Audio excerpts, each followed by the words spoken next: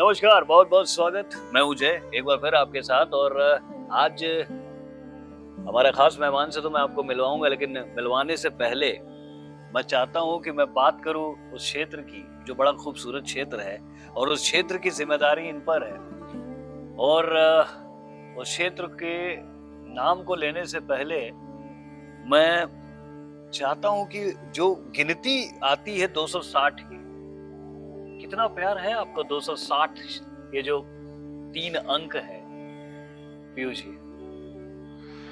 260 करछना विधानसभा है मेरी। हुँ, और जो प्रयाग के पावन तट संगम है, हुँ, जहाँ माँ गंगा, यमुना, सरस्वती का तीनों का त्रिवेणी, जिसको हम सब लोग पूरे देश, पूरी दुनिया में संगम के नाम से जानते हैं। हुँ, और यह तो मेरे लिए बहुत बड़ा अवसर था कि अभी जो महाकुंभ, जी।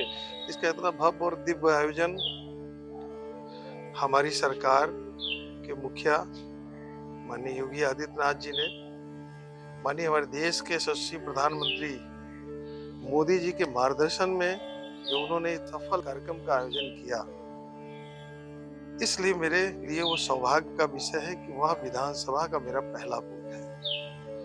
और रही बात 260 ना होता तो शायद करछना ना होता, और करछना ना होता तो पीयूष रंजन निषाद आज विधायक के रूप में आजादी के बाद पहली बार कमल खिला के आपके सामने ना होता। बिल्कुल। तो सुना आपने कि 260 का महत्व माननीय विधायक करछना पीयूष रंजन जी के लिए कितना महत्वपूर्ण है। ये जो 260 गिनती के अंक है। अच्छा 260 ये 3 गिनती के अंक है और उसी तरह से मैं देख रहा हूँ कि अ, र, ल ये भी बड़ा अच्छा कॉम्बिनेशन है। अरेल।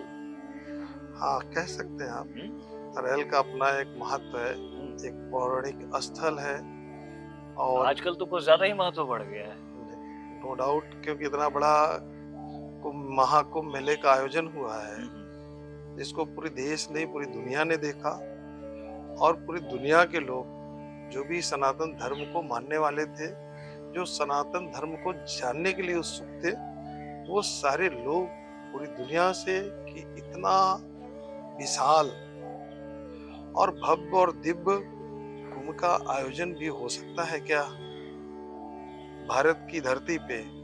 और उस पावन धरा प्रयागराज की माननीय मोदी जी और योगी जी के मार्गदर्शन में इतने दिव्य और भव्य कुंभ को का आयोजन सफल करके उस प्रयाग की जनता ने अपना पूरा योगदान करके दिखा दिया। इसलिए अरैल अपने आप में, और अरैल वह स्थान है इस महाकुंभ मेले के पूरे आयोजन में कि जहाँ पे सारे पूरे दुनिया के जितने भी राजदूत आए, सब लोग उसी अरैल में आए। हमारे अरैल में एक जो हमारा ऋषिकेश का बहुत बड़ा आश्रम है परमार्थ, उसका भी जो पूरा कार्यक्रम था वो भी हमारे अरैल में। तो इसलिए अरैल, और बताते हैं पुराणों में ऐसा है कि वहां पे एक शुलकंठेश्वर महादेव की मंदिर है, जी।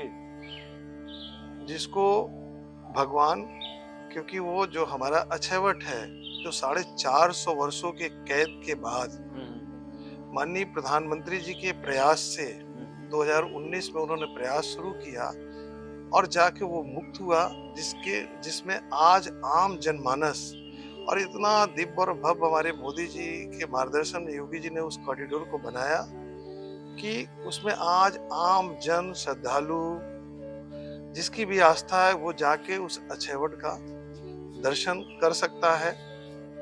ऐसा बताया जाता है पुराणों में कि भगवान विष्णु ने उसी वृक्ष पे बैठ के इस सृष्टि का सृजन किया था। और उसी समय उस अक्षयवट के अपोजिट डायरेक्शन में शुलकंठेश्वर महादेव है, जहाँ पे अरैल है। और उस शुलकंठेश्वर महादेव का जो मंदिर है उसकी स्थापना भगवान सूर्य के हाथों से हुई। और उसके दूसरे अपोजिट में दारागंज में जो बेड़ी माधव मंदिर है, और वो तो द्वादश ज्योतिर्लिंग में है, और उसी के साथ दशाश्वमेध घाट, वो भी भगवान ब्रह्मा के द्वारा स्थापित करी गई थी। और जिस औरंगजेब की आज चर्चा होती है, हुँ। ठीक, आज पूरे देश में जो सनातन के विरोधी मानसिकता के लोग हैं, जो आज अपने को औरंगजेब का वंशज, अपने को औरंगजेब का फॉलोअर और उस औरंगजेब को महिमा मंडित कर रहे हैं, उसी औरंगजेब ने उस शिवलिंग की बात कर रहे हैं। उसी शिवलिंग जो हमारा दशाश्वमेध घाट है, जब उसने आक्रमण किया था उस शिवलिंग पे उसने अपने तलवार से वार किया था। आज भी वो निशानी मौजूद आज भी वो निशान वहां पे मौजूद है। तो ऐसे अत्याचारी, अनाचारी लोगों का जो भी पार्टी उनका महिमा मंडित कर रहे हैं, उनको अपने गिरेबान में झांकने की आवश्यकता है, क्योंकि हम भारतवर्ष के लोग हैं, सनातन को मानने वाले हैं और सनातन में समभाव, सबको साथ लेके चलने की क्षमता अगर किसी में है तो वो भारत में है और भारत के रहने वाले लोगों के अंदर है। तो इस आक्रांता को हीरो बनाने के पीछे कारण क्या सिर्फ एक राजनीतिक कारण मानते हैं? आप ऐसे सोच सकते हैं कि जब महाकुंभ का भव्य और दिव्य आयोजन सकुशल संपन्न हुआ, उसके चर्चा पूरे देश नहीं पूरे दुनिया में हो रही है, पूरी बिल्कुल दुनिया में हो रही है। तो जो ये विरोधी दल हैं, जो विपक्षी लोग हैं, जो राम मंदिर का प्रमाण मांगते थे, अब उनके पास कुछ बचा नहीं। तो महाकुंभ के बाद ही क्यों औरंगजेब जो है उनके फॉलोअर हो गए।